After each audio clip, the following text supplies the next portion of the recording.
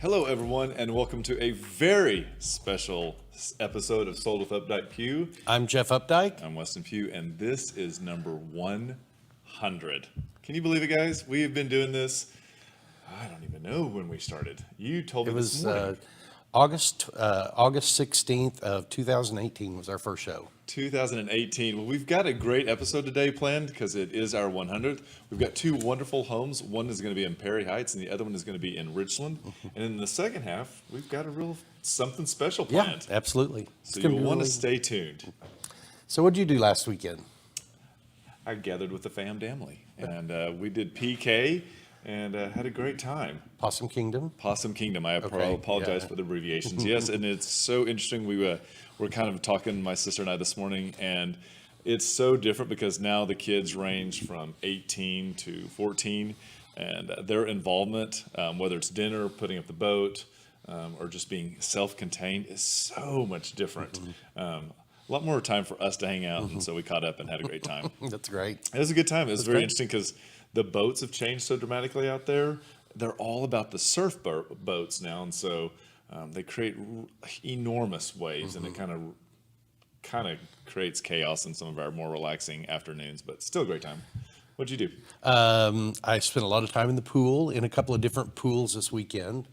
Right. Did a couple of different little small get-togethers with friends that are super socially distant and very cautious, and everybody wore masks. And I mean, it was just, it was kind of a fun weekend to relax, and got a little bit more of the suntan in before the fall months start coming. So that's a lot of fun. I know, and it's interesting because I felt like, what was it, Tuesday, traffic had completely changed because school's back in session, and all of a sudden the zones are up, and so everybody out there who's going to school, good luck with it all, and stay safe. Very much so. Same goes for the wildfires. I think we were talking earlier about that. I think Ziggy brought up an interesting point that there's one of them that hasn't even been contained out there, and one of our past clients, Romeo Arata, actually posted on Facebook, and looks like the apocalypse down there right now. Yeah, it's interesting times across the country right now. So. Any interesting news? I know that it's been a short week, but with real estate here in Dallas that you can think of? The only thing I can think of is, we saw the number of showings fall this weekend just because being that holiday weekend. Right. You do have people that come to town that are shopping for a home, doing it over a holiday weekend, but the normal traffic slows. The new listings tend to slow coming in. So we did have a little activity on some of our listings, but definitely a little lower beat. It was definitely. I did pick up, we did get 3 new buyers that we're working with right now. And so getting them through the system and talked about is great. We have some really good inventory still. We've got this really cool house in Oak Cliff at 400 South Brighton. Right. That's a 3-bedroom, 2-bath, and that is priced at $370,000.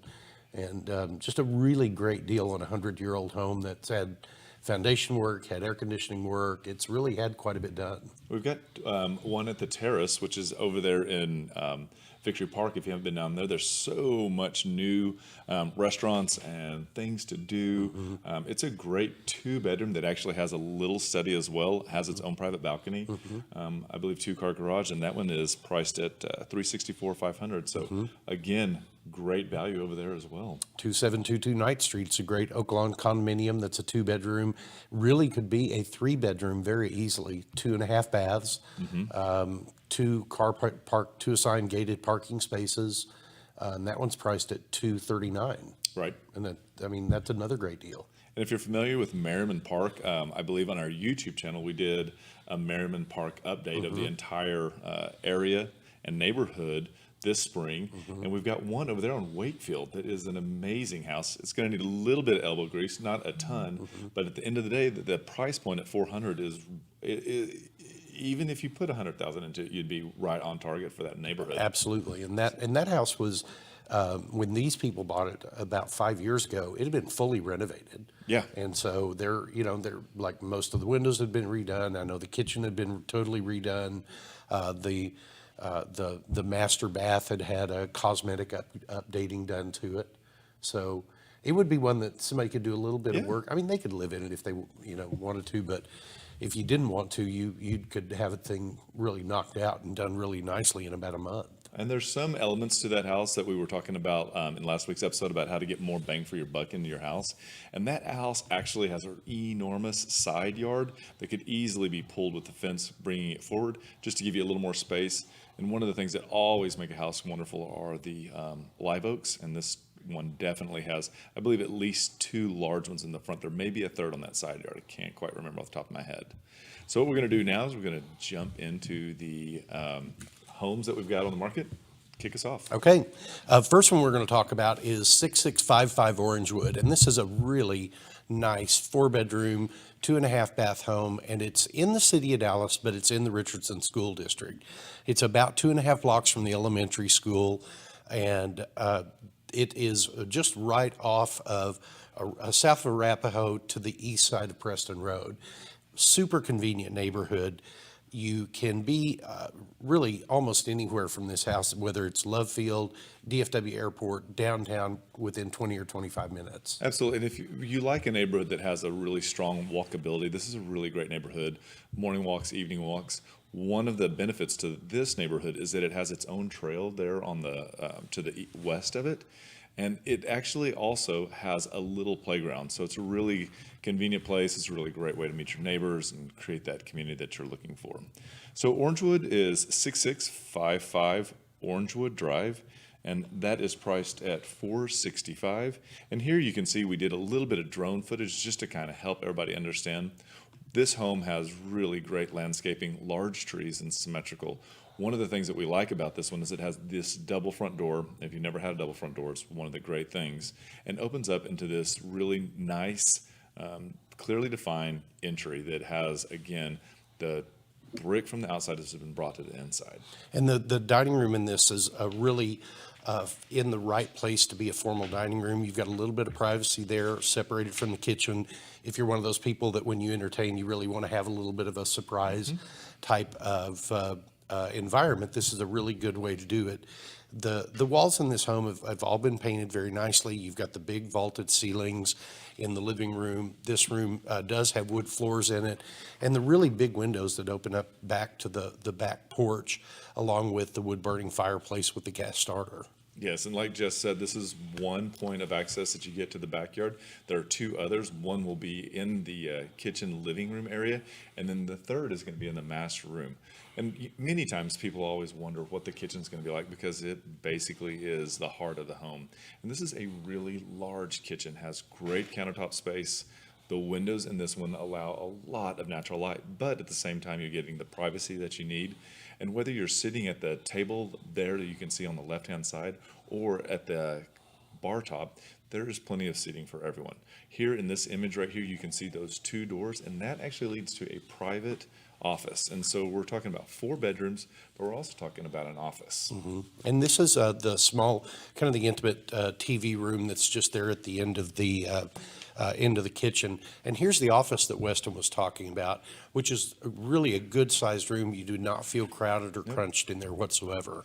And so if you remember how we came in, we had that entry with the brick, and if you had taken and gone to the left, that was the dining room.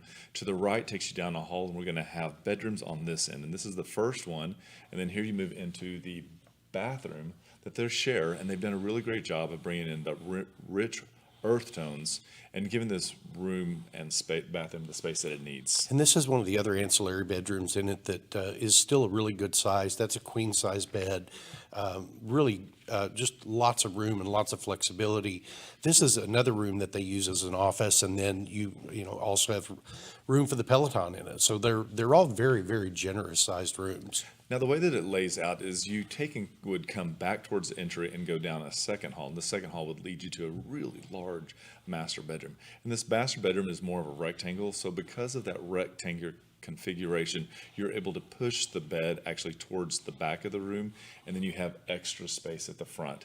You have a walk-in shower in the bathroom, and again, it has been renovated in the rich, warm tones that are so great today. And the outdoor space is just perfect because as we get into these fall months and it's a little cooler outside, you can still get out there and enjoy the pool.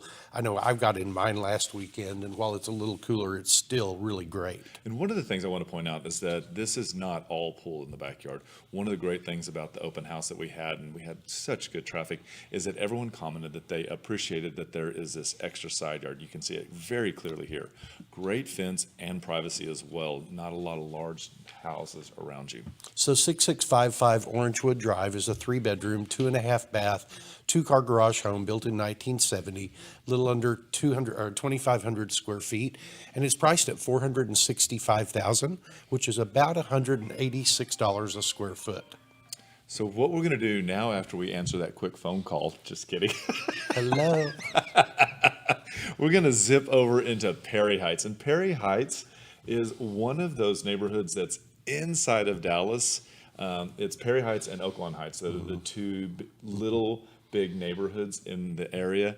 Kind of Oaklawn and then Love Field. They're really amazing, charming neighborhoods. And Perry Heights is one of those Norman Rockwell neighborhoods with the trees and the way that the houses look. So let's take a look at that area for 4432 Rollins. Yep, the Perry Heights neighborhood is very, very well defined by Lemon Avenue, Cedar Springs, and Wycliffe, and the tollway on the north-hand side. You've got Craddock Park just to the north end of the neighborhood, which has tennis courts. It has a lot of outdoor space. It has a little jogging track in it. Wonderful asset to that neighborhood. This neighborhood also has just convenience through the roof. You have direct access to the Dallas North Tollway right there at Lomo Alto, and it makes getting into downtown very easy. If you need to go to the airport, jump on Lemon Avenue and head north, and you'll be right there at the entrance to Love Field. And this home was constructed in 2013, and the current homeowners have put a lot of care both into the way that the home lays out, but also in what's inside of the walls. And so one of the things that we'll always want to point out when we run into this is a home that is actually LEED certified. And this is actually gold LEED certified. And additionally, it has a HERS rating of 49. And so these are elements that when you look at buying a new home, you always want to know what your utility bills. And a home like this, which I believe comes in right at 2914 square feet, you're talking about a home that has the ability to really have a low impact on your utility bills on a monthly basis. Yes, and this is in the Conservation District, which is part of Perry Heights. Not all of Perry Heights falls in it, but this is one of the lots. And as Weston said, it was built in 2013. The lot was vacant at the time, and they built this house around these two really big trees. You've got this really big pecan tree in the front, and then you've got the magnolia, thank you, the magnolia right there that really kind of shelters the front of the home. When you walk in the front door, you are greeted with this large dining room and the book matching gas fireplace detailing that they have there. They've done a really good job of, probably the Conservation District had something to do with this, but the windows are actually shaker style, and so it really begins to play with the whole house as you see here. It opens up to a very large kitchen, and as we were touring the house yesterday, we noticed that there were elements within that you didn't expect, and so if you'd like to see it, this is a great one to go check out. And the room size on this, as Weston mentioned, were really, really good. The kitchen also opens up to both the dining room and the living room, and provides some seating space there at the bar. And this is a high bar, which a lot of people prefer, because if you've got things on the countertops there that while you're cooking or whatever, it does help kind of shield some of that sometimes. And it's a preference thing. Absolutely. And one of the things that you're going to notice is that it does have a large wall of cabinets right here that also double as the pantry. And they've given a little bit of height to this countertop to give you good division between the living room and the kitchen. Here we see the the powder bath on the downstairs, which has a little bookcase and then switchback staircase that goes up to the second floor. Yeah, this is a really, like Weston says, really well done, owned by two engineers that put a lot of thought. And this is one of the kids' rooms. And I was surprised when we went into that room and saw that art above that bed, because that is one of Adrian's favorite artists, and he has almost all of those identical pieces in it. So. That's where I had seen that for. One of the other elements that we were pleased to see were cork flooring on the upstairs. So again, that's an element that helps with all of the certification, but it also creates a low sound deadening. Here you're going to see that they have double used the windows in the utility room and gone one step further and added grow lights in there. Yeah, this is the master bedroom, and really super good size. It's on the front of the house. Again, the shaker style windows. This is the master bath with the double sinks with the single vanity, and it does have the separate walk-in shower stall on one side of the tub there, and the water closet on the other side of it. Yep. And this does have a steam shower also. I know, it was amazing. And then you get this outdoor space, and this is on the second floor, and it's this balcony that creates this catwalk-like effect that connects the bedrooms, but yet still, as you can see, creates private individual seating areas. And they've done a really great job of using the hanging baskets to continue that privacy. Downstairs, you'll see that they've created this space, and we did visit with Adam about this, and there is dimensions that could create a pool to enhance additional living space out here. And outdoor cooking space there also. This is the rear entry to the house that comes in inside a roller gate. So this is 4432 Rollins. It's a 3-bedroom, 2 full and 1 half bath, 2-car garage. Constructed in 2013, is 2,914 square feet, priced at $1.2 million, which is $411 a square foot. And that's a really great value for a house of this caliber in Perry Heights. Absolutely. And we want to say thank you so much to Adam Murphy for allowing us to feature his amazing home. Thank you, Adam. Great properties today. Absolutely. And I think that we forgot to mention, but in the comments below, you'll be able to actually click on the links. If you'd like more information about those homes, or you'd like to see them in real time, please let us know, and we'll be happy to get you into them. And if you're watching us on Facebook, reach over and click the like button. If you're watching us on our YouTube channel, we'd ask for you to subscribe, and we'll be right back. There are lots of ways to keep up with us. Visit and like our Facebook page to watch us live and get updates about future show topics. Also, visit our Instagram account where you can see the latest homes we have for sale. You can also check out our website at updikepugh.com, where you can create customized searches of active and sold homes that you may find of interest. If you'd like to know how much your home is worth, visit homeprice.fyi and you can get a price instantly. Just enter your address and a couple of other pieces of information, and we will email you a price. If you are on the go and podcasts are better for you, our second segments are available on iTunes and Spotify. Last of all, you can reach out to us by phone or text at 214-377-2223. And welcome back to the second segment of episode 100 of Sold with Updike Pugh. And it's just... It's amazing. It's amazing. So I don't know if everybody... I can't believe we made it to 100. I can't either. I don't know if we ever told everybody, when we initially were contacted about coming to On Air Media and visiting with Melissa about this, you were the one she reached out to you, I believe, or you reached out to her per the recommendation. Mm-hmm. And you and I thought we were coming in to be pitched to be on some type of reality show. Or kind of. Yeah, I wasn't quite sure what it was. It was like to be interviewed, right, or something. It wasn't like reality. It wasn't like a Love It or Listed or anything like that in my head. Not like that. Not like $1 Million Listing. No. But we were just like, okay, well, let's go have a talk about this. And as it began to unravel itself, we realized that she was actually asking us to begin our own series. And I thought, I don't know if we have enough to talk about. I don't know if there's enough topics in the world for us to do our own show. Well, apparently we've had at least 100. We've had 100 of them. And I think that it has given me an amazing appreciation and respect for the people that have to put on a show every day. Booking guests, when it's not COVID, we've decided that that's a really great thing for us. It is a little more difficult getting guests in here, and there is a little bit of confusion and stuttering and nerves, but they usually fumble through it with us. But it's been great, I think. Yeah, it's been very enjoyable. We've got great help here. Ziggy Becker runs everything and does such a fantastic job. We're so thankful that part of it's taken care of, because it does make this part of it so much easier. So much easier. So much easier. So what we decided to do, rather than have a second segment where we're going to talk about real estate, we're just going to take and do a little rundown about, well, there's another phone call. Jeff is so popular today. I got to take this one. It's a telemarketer. Oh, gosh. So what we're going to do. Let's bring them live. Bring them in. Come on. Why not? Ask them what they're doing.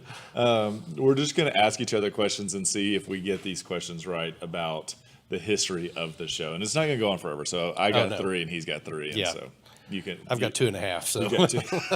I said, did you write yours down? He goes, no, they're in my head. So everybody pay attention. Let's see how this goes. So my first question is, what episode did we have our first co-host on? And there's a bonus question for this one. Oh, first co-host. Let's see. Ziggy knows it. Was it that?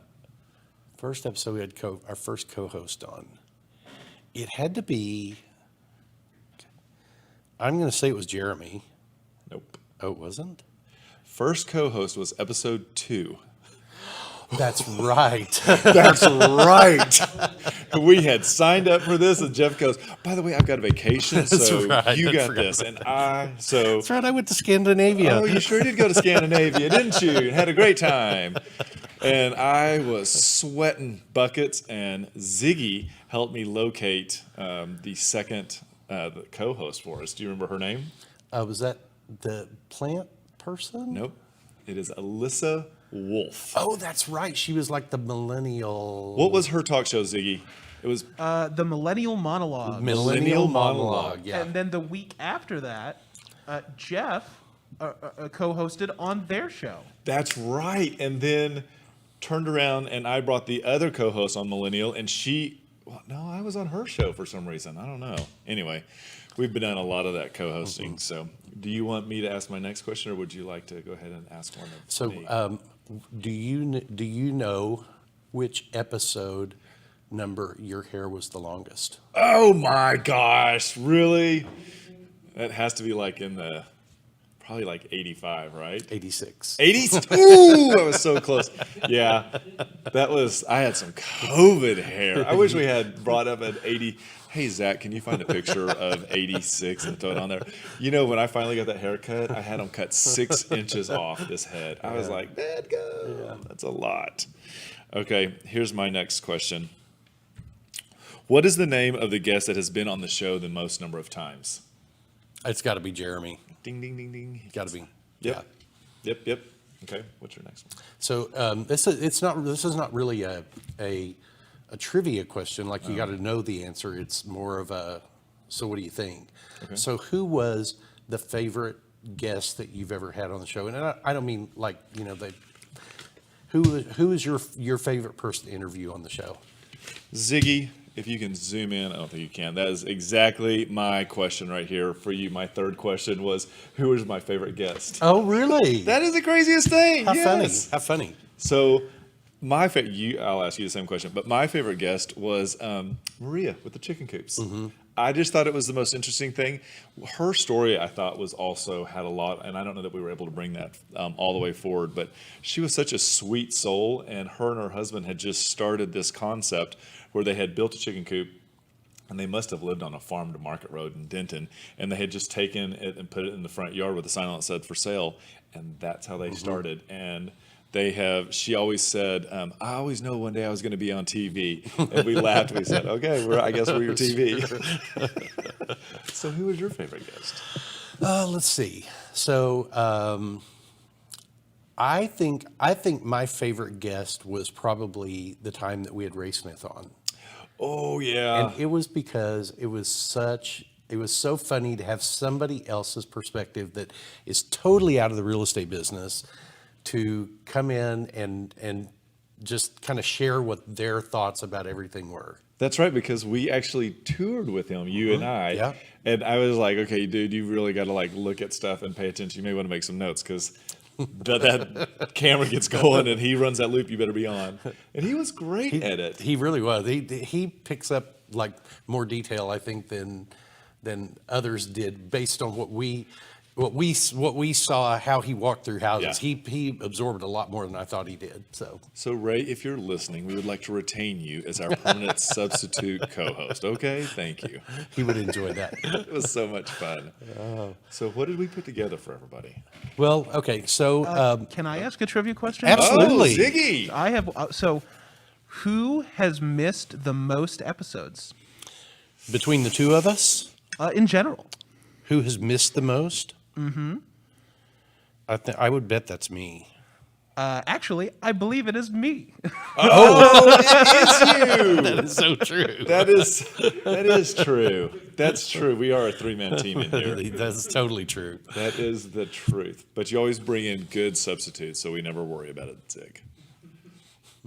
Well, So- I really love working with you guys on this show, and so congratulations on 100. Thank We you. appreciate it. Thank Thank you you, very Ziggy. much. It is definitely it definitely takes a village.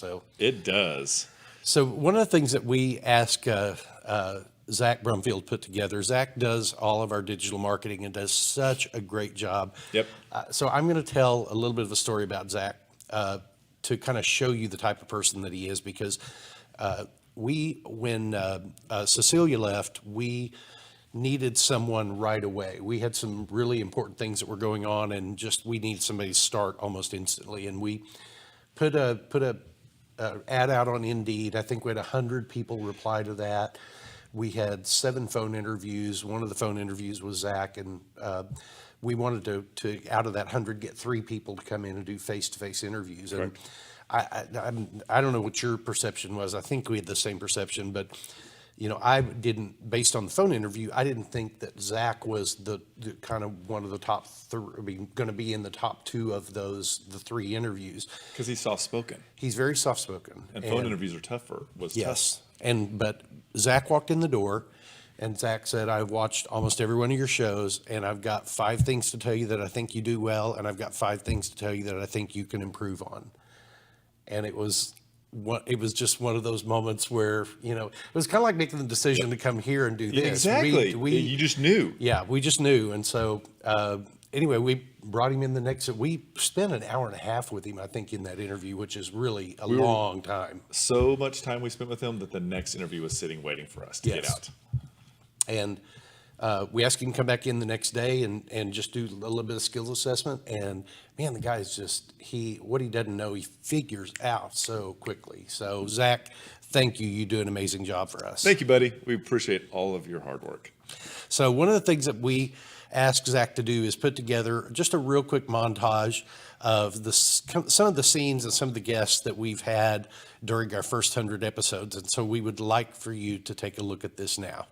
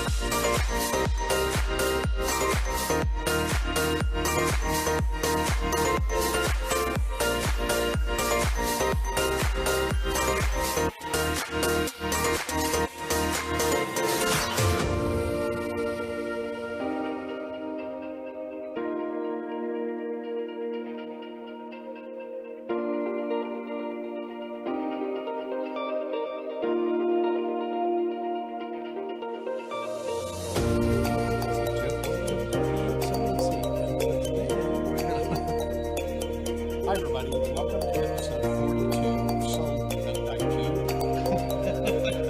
It was such a good meeting for you guys. Because we were hoping that you would live somewhere with us.